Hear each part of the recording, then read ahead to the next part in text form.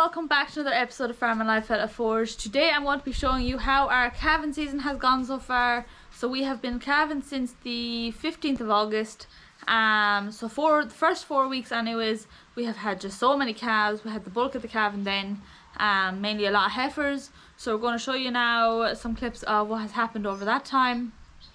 We were filming at different times, so the amount of calves has just gone up and up and up since. Not even exactly sure how many we're at now. I think we're up to our 70, 80, about there. And yeah, so I'm going to show you that. I'm going to show you we pulled a calf, we had a problem with a prolapse, what else, then tagging calves, and just kind of showing you everything about that as well. So I hope you guys enjoyed today's videos. As always, if you do, don't forget to give it a thumbs up and hit the subscribe button down below for more episodes about our farm and lives here in France.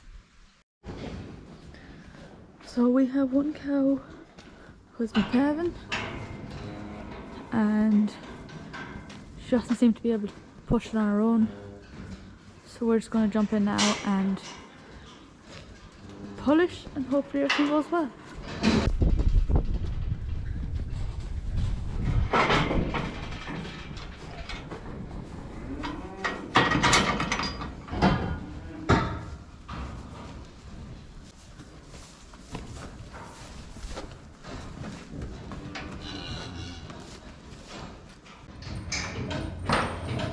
And so we've just emptied the calving pen so we can put her in there. We don't want to calve her at the locking barriers because if she goes down she could choke herself.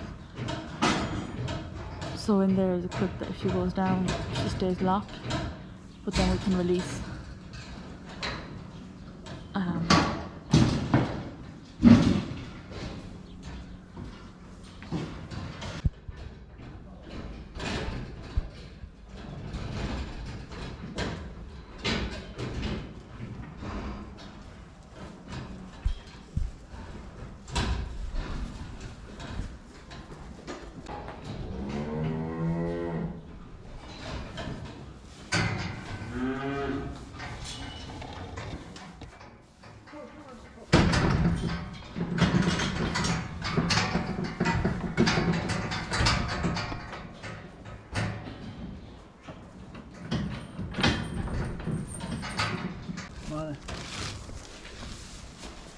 So here we have a heifer going to calve.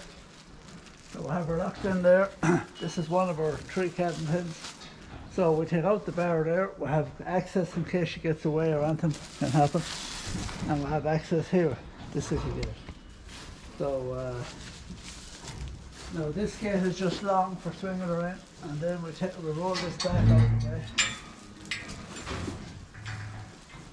Now this gate I bought, I added on this piece because the gate was too short.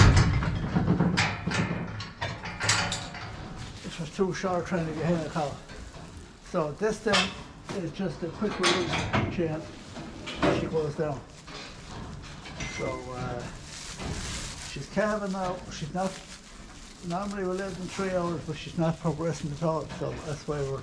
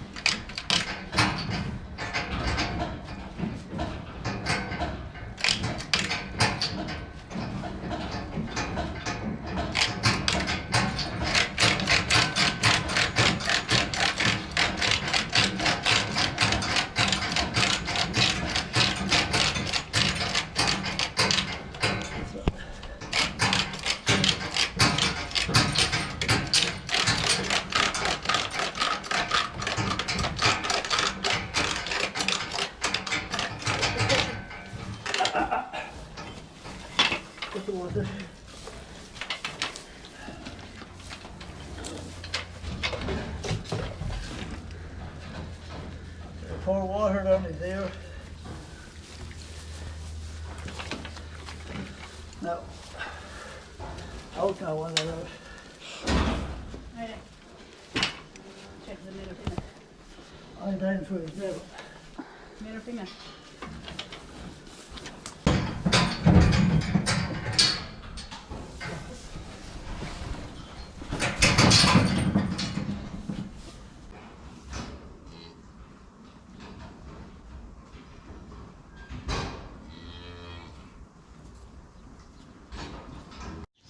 This is the cow that prolapsed the other night. So we put it in ourselves, and well, we had 3 pins, and we do loop with twine. So they're just big. We're taking them out now. These are big nappy pins. In Ireland, it is over here in France to put in these big nappy pins, which I think is better. And that's the twine that loops it. There's nothing damaged or anything there. She's okay. That was about 7 days ago now. So calving is flying it. We actually had 13 calves the day before yesterday, one day. Never had that before. And she's gone off now. So we have another cow now. She calved. So we have to pair her feet now before she goes out. Couldn't pair her feet when she was heavy in calf because she might twist the calf or something inside of her. So that's all. They're calving now. Like I said, there's a lot calved, and there's still a good few to calve in the next few days. Then it'll quieten down a small bit, and we'll have another burst in about 2 weeks' time. So, but there's a lot more calved than we had expected. So that's all. The weather is lovely. Temperatures have dropped down. It's only 35 now today, and it's grand. This time last year, I think it was 34, 35. Cows calving. Very hard on cows, very hard on calves. So we're treating all the calves when we tag them, we do them with Versatrine for flies, and we do the cows as well. So we don't dose the cows. We'll bring them in about a month's time, and we'll dose the cows. Sometimes when a cow is forcing the calf, if there's eggs inside her, it'll help hatch them out. So you'll know after a week or 10 days which cow has to be dosed. But normally we very seldom dose the cows. What we do is we take dung samples, and the vet brings them off. We're not far from the lab ourselves. We get them tested ourselves as well. And we get the dung samples tested, and a lot of the time we don't have to dose cows. It's just young cattle. So that'll do. Make sure it's on square. I'm not talking again. Finger up if it's on. Come on. One thing I just forgot to tell you there when I was taking out the pins. Prolapse. Last year we had narrow prolapse. The year before we had 3. And this year, normally when the prolapse is straight after calving, usually if they're calving a bit longer than normal or something like that, is usually when the prolapse.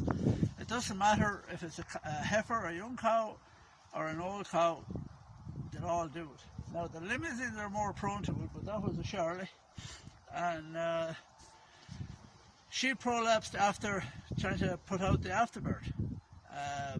Very, very rare things that happens, but it did. But it's pure luck that we got her, because normally when they're calved, when we're out in the middle of the night, we're just looking at the next ones that's due to calve. And I just swung around at the ones that had calved and spotted her. She was lying over. It was 3 o'clock in the morning. She was lying over beside the fence. And I just went in and got the Manitou, halted her head and tied her to the front. We got the prolapse in out in the field. So we said we'd bring her in then, herself and the calf, just to keep an eye on her, and we had them pins in as well, and to give her an injection. And the rope broke loose, and she was looking for the calf, and then she went berserk. So it would be no fault of the cow, but what they call it, as well as that then, it's no harm to get a bit of a wake up if things are going too good, because it keeps you on your toes when you're calving, because if things is going too well, you kind of get too lackadaisy. And now I love calving, and I'm always looking forward to it, and see what the new bull or new bulls, what sort of calves they're bringing and all like that. You have to make it interesting for yourself. So we have three groups of cows. Sorry, 3 groups of cows. This calving, we don't have them all in one big group. So I check them around 10 o'clock at night, and then I go to bed. Emily goes to bed a bit later, and she checks them after me. I get up at 3 o'clock in the morning and check them. Emily checks them at 6, because she gets up earlier.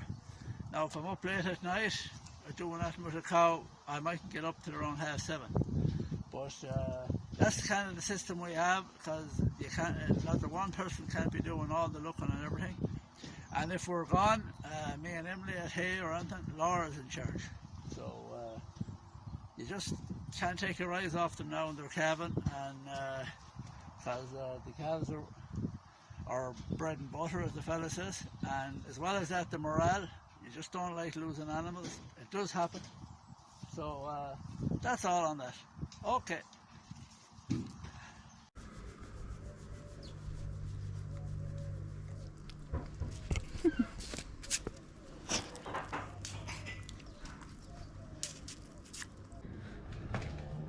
So this is another cow that we thought she might have a prolapse. So we had these big nappy pins, and we kind of plait the twine around it.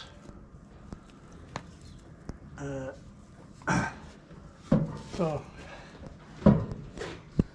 they're actually a good job, save having to stitch it. So we'll wash them now. Hopefully we won't want them again, but that's been optimistic. That's it. I'm going to put a bit of a mousse there now in case she gets infected. And that's it.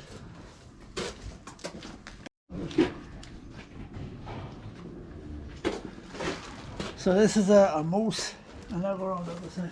It's not to do her hair or anything, it's to stop an infection. So you kind of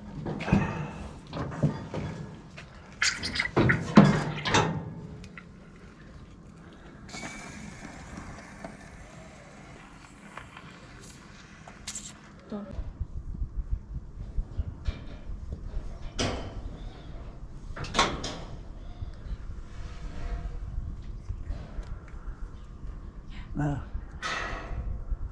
must be empty.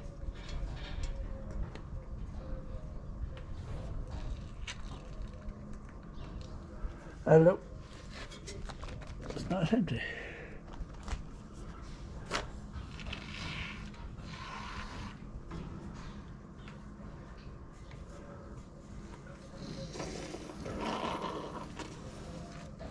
No.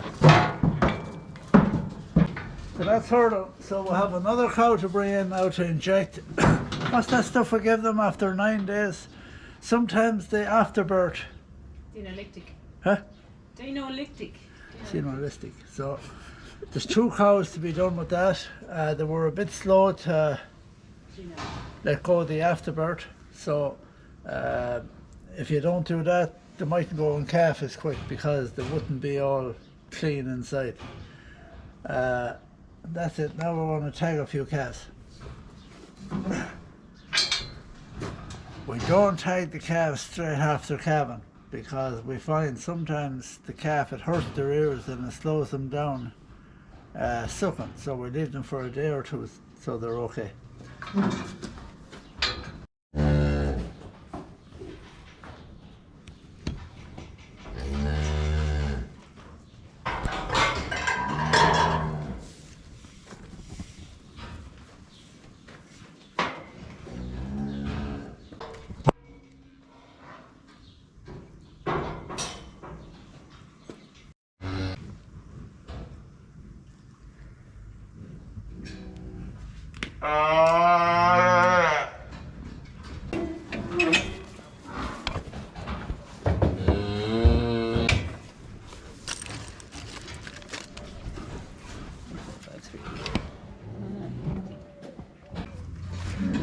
What's the next tag?